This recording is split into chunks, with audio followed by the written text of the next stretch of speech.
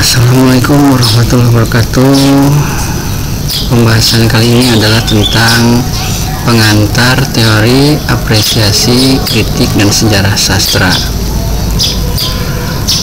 Apakah teori sastra itu? Teori sastra itu berkaitan dengan definisi-definisi. Contohnya definisi puisi, definisi prosa, definisi drama. Teori sastra juga berkenaan dengan estetika sastra atau nilai-nilai yang ada dalam sastra.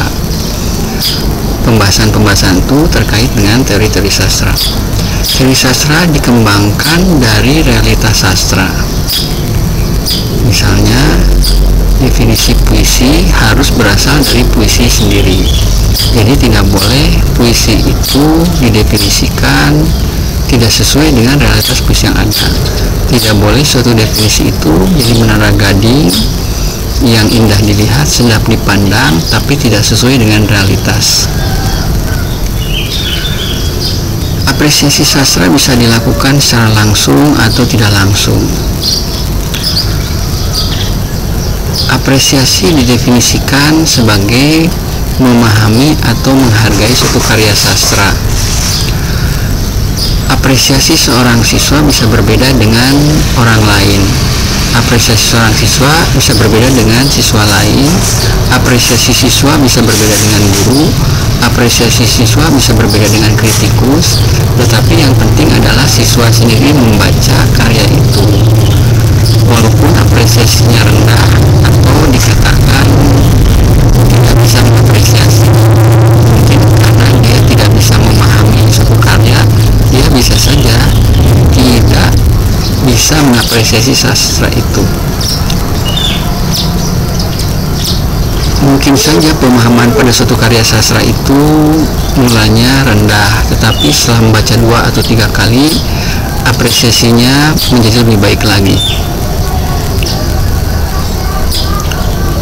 Apresiasi secara langsung misalnya menonton pementasan atau menonton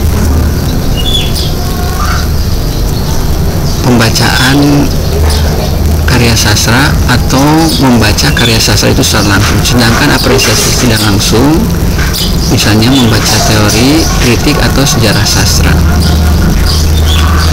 Kritik sastra berkaitan dengan kritik akademis atau kritik sastra populer. Kritik akademis itu biasanya menggunakan istilah-istilah yang tidak dipahami oleh orang-orang awam atau orang masyarakat. Sedangkan kritik sastra populer itu biasanya ditulis di media massa dan harus bisa dipahami oleh masyarakat pada umumnya. Kritik sastra ditujukan untuk memperkenalkan karya sastra itu kepada masyarakat. Oleh karena itu, guru-guru juga harus memperkenalkan karya sastra itu sebagai masyarakat sebagai bagian dari kritik sastra. Sejarah sastra itu berkaitan dengan pengumpulan karya sastra berdasarkan masanya. Sejarah sastra juga berkaitan dengan karya puncak suatu angkatan atau suatu periode. Suatu puncak karya sastra itu biasanya mempunyai pengikut atau follower. Misalnya, tema itu diikuti oleh tema-tema yang sejenis pada masanya. Misalnya tema-tema kebangkitan keislaman pada novel Habibur Rahman Al-Siraji seperti ayat-ayat cinta diikuti oleh banyak followernya. Atau tema-tema semacam Ayu Utami misalnya ya, yang temanya berisi kebebasan, bahkan kebebasan ekspresi seksual, penyimpangan seksual. Tema-tema seperti itu juga mempunyai banyak pengikut atau followernya, yang para pengikutnya juga menuliskan cerita-cerita dengan tema yang sama. Sejarah juga berkaitan dengan zaman saat karya itu ditulis. Karya puncak itu tidak selamanya merupakan karya yang bestseller atau penjualannya yang bagus atau sangat laku, melainkan karya puncak juga harus dinilai dari estetika atau nilai-nilai yang terkandung dalam karya itu. Itulah yang menjadi puncak suatu karya sastra, puncak suatu angkatan atau puncak suatu metode. Demikian pembahasan dari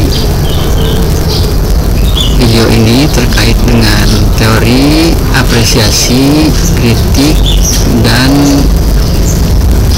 sejarah sastra. Terima kasih atas